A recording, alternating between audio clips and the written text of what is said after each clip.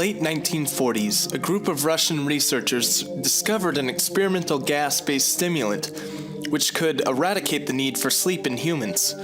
5 test subjects were chosen to test the gas, all deemed enemies of the state. They were kept in a sealed environment to carefully monitor their oxygen intake, as the gas was toxic in high concentrations.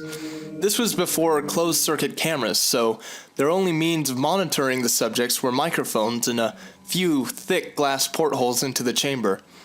The chamber was stocked with books, cots to sleep on, running water, a toilet, and enough dried food to last all 5 for over a month.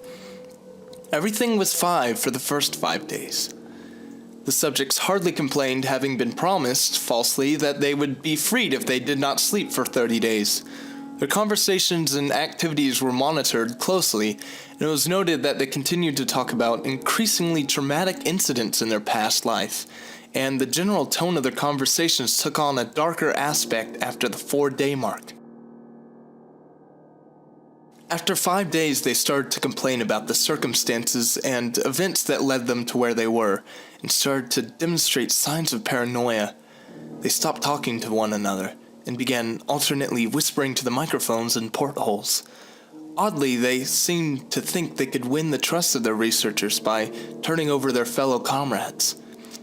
At first, the researchers suspected that this was an effect of the gas itself. After 9 days, the first of them started screaming. He ran the length of the chamber, repeatedly yelling at the top of his lungs for 3 hours straight. After he tore his vocal cords, he still continued attempting to scream, but was only able to produce occasional squeaks. The most surprising thing about this behavior is how the other captives reacted to it, or didn't react to it. They continued whispering into the microphones until the second of the captives started to scream. The 3 non-screaming captives took books apart, smearing page after page with their own feces and pasted them over the glass portholes. The screaming promptly stopped, and so did the whispering in the microphones. After 3 more days passed, the researchers checked the microphones hourly to make sure they weren't working, as they thought it impossible that no sound could be coming from the chamber. The oxygen consumption in the chamber indicated that all 5 must still be alive. In fact, it was the amount of oxygen 5 people would consume at a very heavy level of strenuous exercise.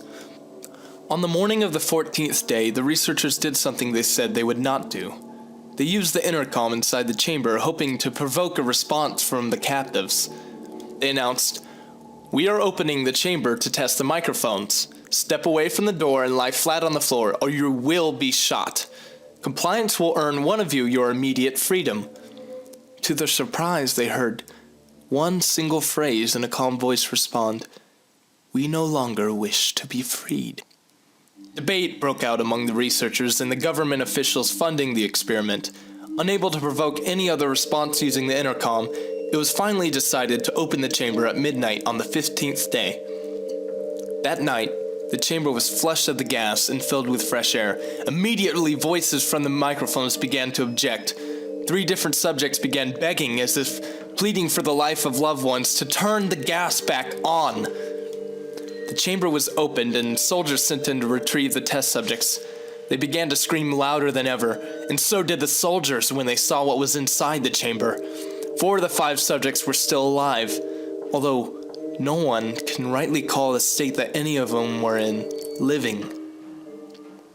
The food rations for the past 5 days had not been so much as touched.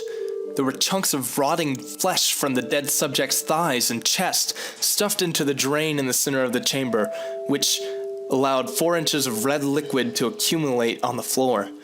Precisely how much of the liquid that was actually blood was never determined. All 4 surviving test subjects also had large portions of muscle and skin torn away from their bodies. The exposed bone on their fingertips indicated that the wounds were inflicted by hand, not with teeth as the researchers initially thought.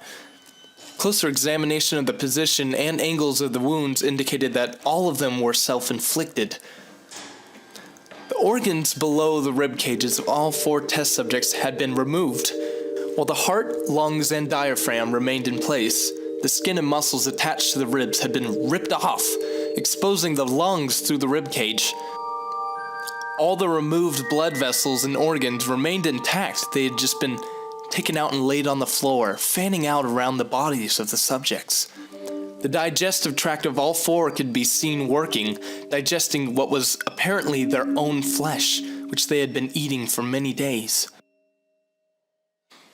Most of the soldiers were Russian operatives, but still, many refused to return to that chamber in order to remove the test subjects. The subjects continued to scream to be left alone in the chamber and alternately begged and demanded that the gas be turned back on, lest they fall asleep. To everyone's surprise, the test subjects put up a fierce fight in the process of being removed from the chamber. One of the Russian soldiers died from having his throat ripped out. Another, gravely injured by having his testicles ripped off and an artery in his leg severed by one of the subject's teeth. 5 more soldiers lost their lives, if you count ones that committed suicide. In the struggle, one of the 4 living subjects had his spleen ruptured and was bleeding out quickly. The medical staff attempted to sedate him, but this proved impossible. He was injected with more than 10 times the normal human dose of morphine, and still fought like a cornered animal, breaking the arm of one doctor. His heart continued beating for a full 2 minutes after he ran out of blood. Even after his heart stopped, he continued to scream and flail for another 3 minutes, struggling to attack anyone in reach and just repeating the word, "More! More!" over and over, weaker and weaker, until he finally fell silent. The surviving 3 test subjects were heavily restrained and moved to the medical facility, the 2 with intact vocal cords continuously begging for the gas, demanding to be kept awake. The most injured of the 3 was taken to the only surgical operating room that the facility had. In the process of preparing the subject to have his organs placed back in his body, it was found that he was effectively immune to the sedative they had given him.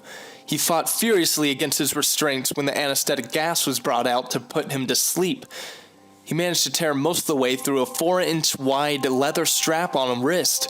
It took little more anesthetic than normal to put him under, and the instant his eyelids fluttered and closed, his heart stopped. In the autopsy of the test subject, it was found that his blood had triple the normal level of oxygen found in a human body. The muscles that were still attached to his skeleton were badly torn, and he had broken 9 bones in his struggle to not be subdued. The second survivor had been the first of the group to start screaming. His vocal cords destroyed, he was unable to beg or object to surgery, and he only reacted by shaking his head very violently in disapproval when the anesthetic gas was brought out. He shook his head yes when a nurse suggested that they try the surgery without anesthetic. He did not react for the entire 6-hour procedure of replacing his abdominal organs and attempting to cover them with what little remained of his skin. The surgeon stated repeatedly that it should be medically impossible for the subject to still be alive. One terrified nurse stated that she had seen the patient's mouth curl into a smile several times whenever his eyes met hers. When the surgery ended, the subject looked at the surgeon and began to wheeze loudly, attempting to talk. Assuming this must be something of importance, the surgeon had a pen and pad fetched so he could write out his message. It was simple. Keep cutting. The other 2 test subjects were given the same surgery, both without anesthetic. The surgeon found it almost impossible to perform the operation while the patients laughed continuously. Once paralyzed, the subjects could only follow the attending researchers with their eyes. The paralytic cleared their system in an abnormally short period of time, and they were soon trying to escape their bonds. The moment they could speak, they were asking for the gas. The researchers tried asking why. Why had they injured themselves? Why had they ripped out their own organs? Why did they want the gas? Only one response was given. I must remain awake. All 3 subjects' restraints were reinforced, and they were placed back into the chamber awaiting determination as to what should be done with them. The researchers, facing the wrath of their military benefactors for having failed the stated goals of their project, considered euthanizing the surviving subjects. The commanding officer, an ex-KGB, instead saw potential and wanted to see what would happen if they were put back on the gas. The researchers strongly objected, but were overruled.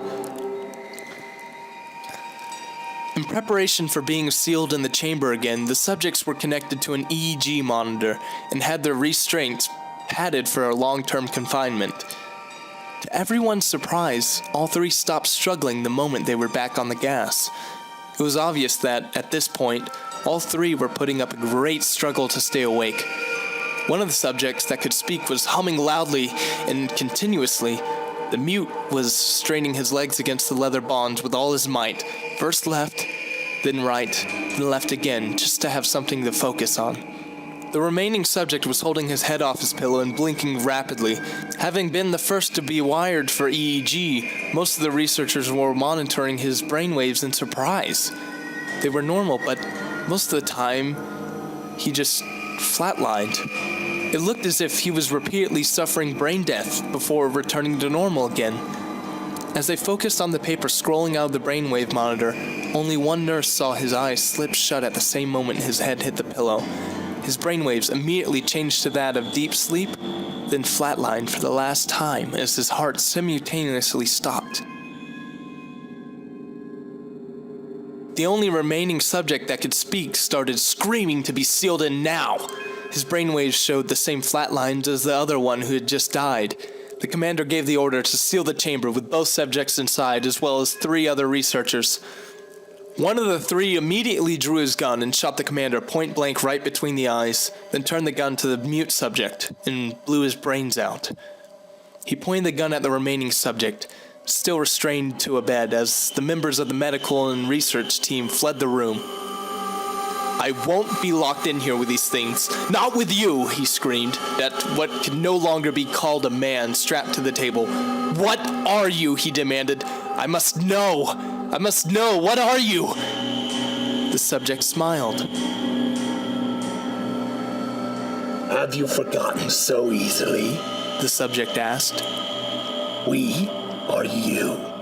We are the madness that lurks within you all, begging to be freed at every moment in your deepest animal mind. We are what you hide from in your beds every night. We are what you sedate into silence when you go to the nocturnal heaven where we cannot tread." The researcher paused, then aimed at the subject's exposed heart and fired. The EEG flatlined as the subject weakly choked out. "So nearly